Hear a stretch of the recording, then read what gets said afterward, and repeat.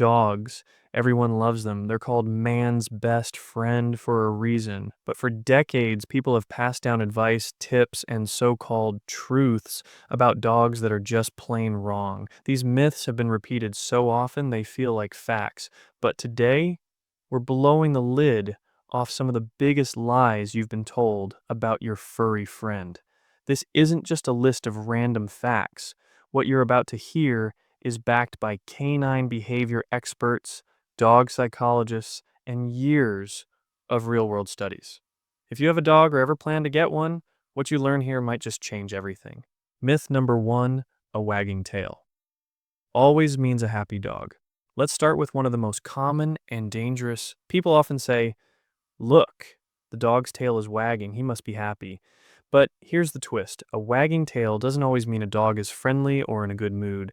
In fact, dogs wag their tails for all kinds of reasons. It's a communication tool, like our facial expressions, and it can signal excitement, fear, aggression, or anxiety. What really matters is how the tail is wagging. A loose, wide wag with the tail held low usually means the dog is relaxed and happy. But if the tail is stiff, wagging fast, and held high, that could be a sign of tension or even an impending attack. Some experts even say a right-sided wag shows friendliness, while a left-sided wag might suggest caution or fear. So, next time someone says, "Don't worry, the tail's wagging," don't assume it's safe to pet. Myth number 2, dogs feel guilty when they do something wrong. You know that look. The wide eyes, the lowered head, maybe even the slow tail wag, the guilty dog look. But here's the truth. Dogs don't feel guilt the way humans do. That look you think is guilt, it's actually a learned behavior based on your reaction. Studies have shown that even when dogs haven't done anything wrong, they'll show that guilty face if their owner is angry. Why? Because they're reading your body language. Dogs are masters of human emotion. They're incredibly tuned into our tone of voice, posture, and facial expressions. That guilty face isn't about guilt. It's about appeasing you. So if your dog chews your shoe and looks sorry, they're not actually regretting their decision. They're reacting to your anger. Myth number 3. Dogs shouldn't sleep in your bed because it makes them dominant. For years, dog trainers warned that letting your dog sleep in your bed would make them think they're the boss, that they'd start challenging your dominance if you weren't careful. But modern dog psychology says otherwise. There's no proof that co-sleeping with your dog causes behavior problems or makes them dominant. In fact, it's often the opposite. Dogs are social animals. Sleeping in close contact is natural for them. It strengthens the bond between you and makes them feel safe.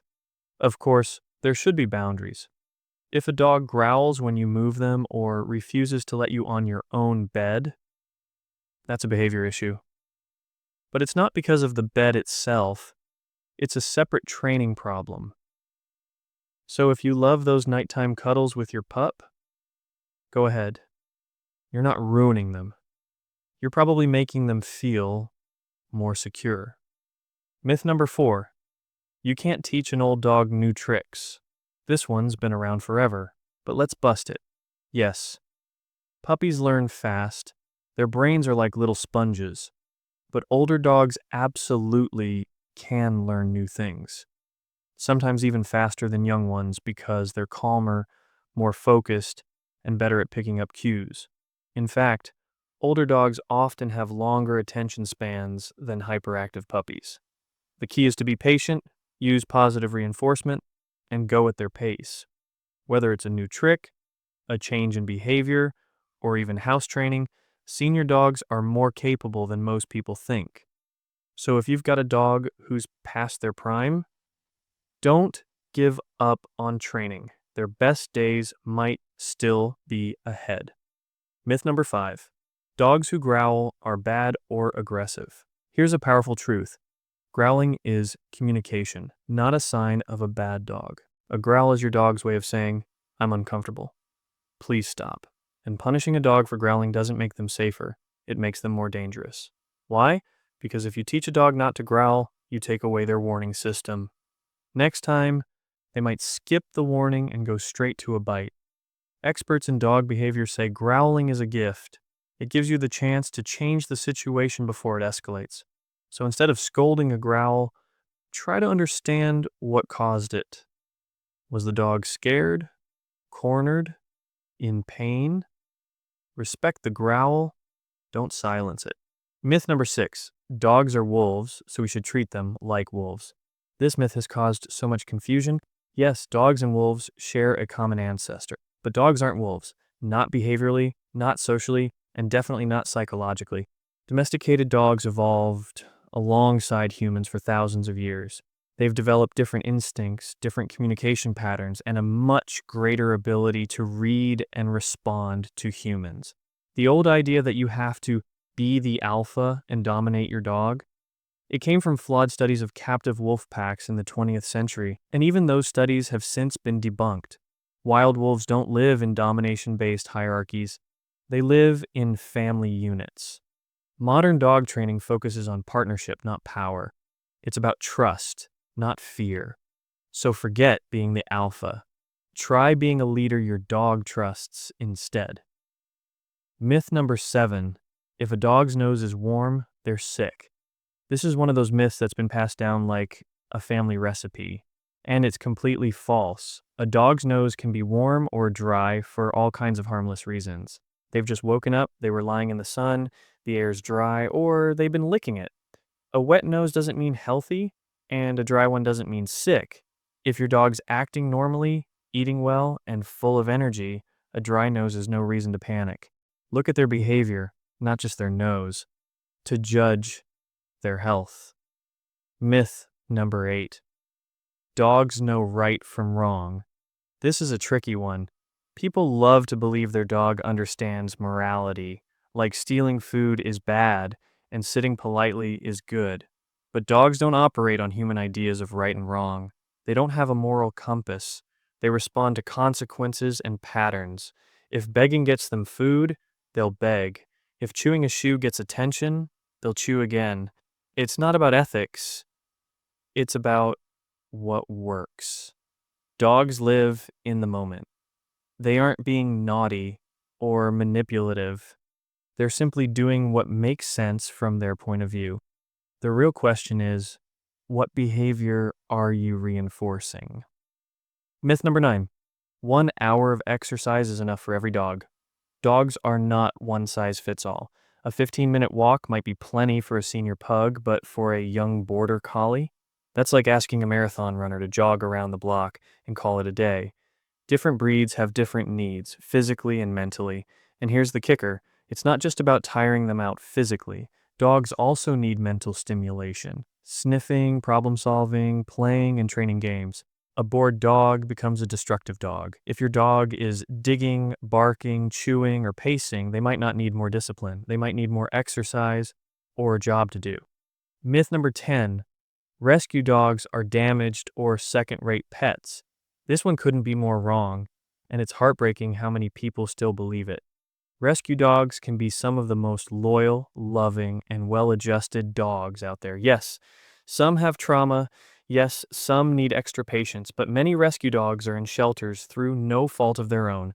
A move, an owner passing away, financial trouble. With proper care, love, and structure, rescue dogs thrive. And they often form incredibly strong bonds because they know what it's like to be without a home. Never underestimate a dog just because of where they came from. Myth number 11. Dogs that lick you are showing love. It's a cute moment. Your dog hops up and gives you a big slobbery lick, and everyone says, "Aw, he loves you." And while licking can be affectionate, it's not always about love. In dog language, licking can mean a few things. It can be a sign of submission, a way of saying, you're in charge. Sometimes it's attention seeking. Sometimes it's anxiety. And yes, sometimes it's because your skin tastes like salty leftovers. Puppies lick their mother's faces to stimulate feeding. Adult dogs may lick humans for comfort or habit, not necessarily to express deep emotional love. Dogs do love their humans, absolutely. But licking isn't a reliable measure of that love. Pay more attention to body language, relaxed behavior, and trust. That's where the real affection lives. Myth number 12: dogs should be left alone when they misbehave. Many people think the dog knows what they did wrong. Give them the cold shoulder. Let them think about it. But here's the problem: dogs don't link cause and effect like humans do, especially not over long time gaps. If your dog chewed a shoe 3 hours ago and you come home angry, they don't remember the act in a way that connects to your reaction. What they understand is, my human came home and got scary. That's it. The punishment makes no sense to them and it can break trust. Correcting behavior works in the moment, using redirection and reward. Ignoring them afterward doesn't teach a lesson, it just confuses them. If your dog misbehaves, take it as a cue to look at the root issue: boredom, anxiety, lack of training. Myth number 13: dogs eat grass because they're sick. Another classic. Your dog starts munching on grass, and the panic sets in. Oh no, they must be ill. But research shows dogs eat grass for all sorts of reasons, and it's usually not because they're sick. Sometimes they eat grass out of boredom. Sometimes it's just because they like the texture. Some theories suggest it's instinctual, a leftover behavior from wild ancestors who ate entire animals, stomach contents, and all, which included plant matter. Occasionally, yes, dogs might eat grass and throw up, but more often than not, it's just part of being a dog. Unless it's constant or accompanied by other signs of illness, it's usually harmless. Myth number 14: if a dog isn't growling or barking, it's friendly. Here's a dangerous assumption: thinking silence means safety. But not all dogs show clear signs of discomfort. Some freeze, some avoid eye contact, some stay perfectly still while feeling terrified or on edge. These quiet signals can be missed if you're only watching for growls or barks. In dog body language, subtlety matters. Tight lips, wide eyes called whale eye, ears back, tail low. All of these are signs a dog may be uncomfortable or fearful. That's why so many bites seem to come out of nowhere. The dog was speaking the whole time, but nobody listened. Learning to read these quiet signals can prevent accidents and help build trust, especially with nervous or rescue dogs. Most of what people know about dogs is outdated, misunderstood, or just plain made up. But once we start seeing dogs for who they truly are, emotional, intelligent, social animals, the way we treat them completely changes. Understanding their psychology, respecting their communication, and throwing out the old myths can turn any dog into a happier, healthier companion. Because at the end of the day, dogs don't need dominance, guilt, or perfection. They need connection, they need trust, and they need humans who are willing to learn the truth, even if it means unlearning everything they thought they knew.